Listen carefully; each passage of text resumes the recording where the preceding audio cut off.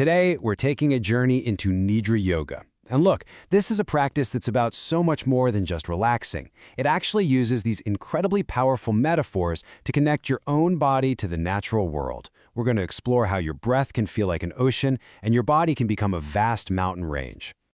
So we start right here with the basic shape of the practice.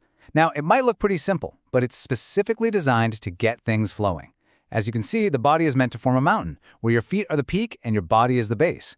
This one single posture really sets the stage for the whole inner journey we're about to take.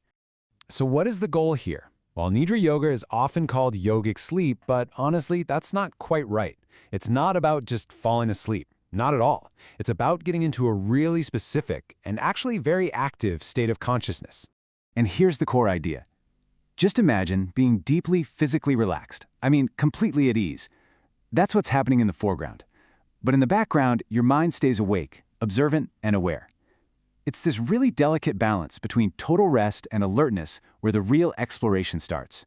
Okay, so the very first step is all about physical release, and it uses this amazing metaphor of water. The practice asks us to think about our body, which is mostly water anyway, in a totally new way. As you let go of all that tension, you're supposed to imagine your body just softening and spreading out, kind of like water finding its own level. It's such a simple but really profound image of surrender. So, from that stillness of water, we then move to its rhythm.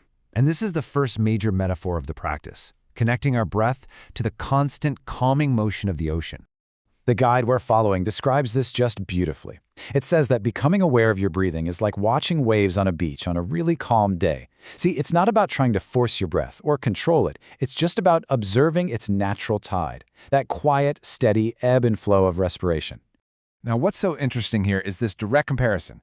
An inhale or inspiration is like a wave rolling up the beach, filling your body from the bottom up. And then the exhale or expiration is that exact same wave receding, flowing from the top all the way back down. It turns this simple biological function into a really serene visual experience. And this quote just brilliantly captures a really subtle but crucial moment. The source points out that natural pause right after a full inhale, describing it as a pregnant emptiness. So it's not just a gap, It's a space that's full of potential, right before the release of the exhale begins. And from here, the whole metaphor just expands outward. That simple rhythm of your breath starts to mirror the great cycles of life itself.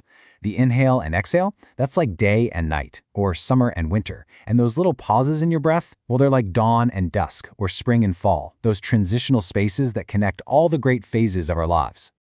Okay, so now we're going to pivot. We've explored the rhythmic waves of our breath. So now we go back to that initial shape of the body, the mountain, to explore a whole different kind of internal flow. Right, the focus is shifting. We're moving from the waves of our breath to the wheel of circulation, from the ocean tide to the flow of our blood.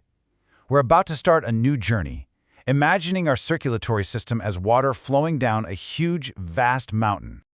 And to really set the scale, the guide wants us to picture the most majestic mountain ranges on the planet.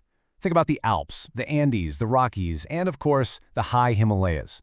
Whereas to picture the snow and ice resting at the very peaks of mountains like Everest and K2. That's our starting point. This is where the narrative really starts to take shape. We're actually going to follow a single drop of water, which represents our own circulation, as it travels from the highest peak all the way back to its source, the ocean. So this is basically the map for the whole journey. It starts at the peak, our feet, where circulation begins its flow downwards, just like melting snow. Then it collects in the pelvic basin, forming these pristine mountain lakes that bathe our internal organs.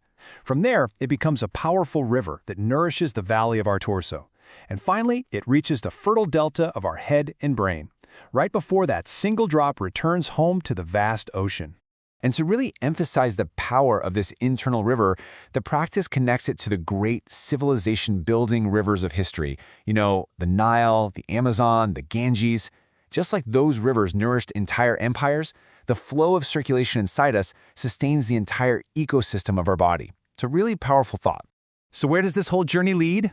After we've explored the waves of breath and the river of circulation, we get to the ultimate insight of the practice, a feeling of being completely without boundaries.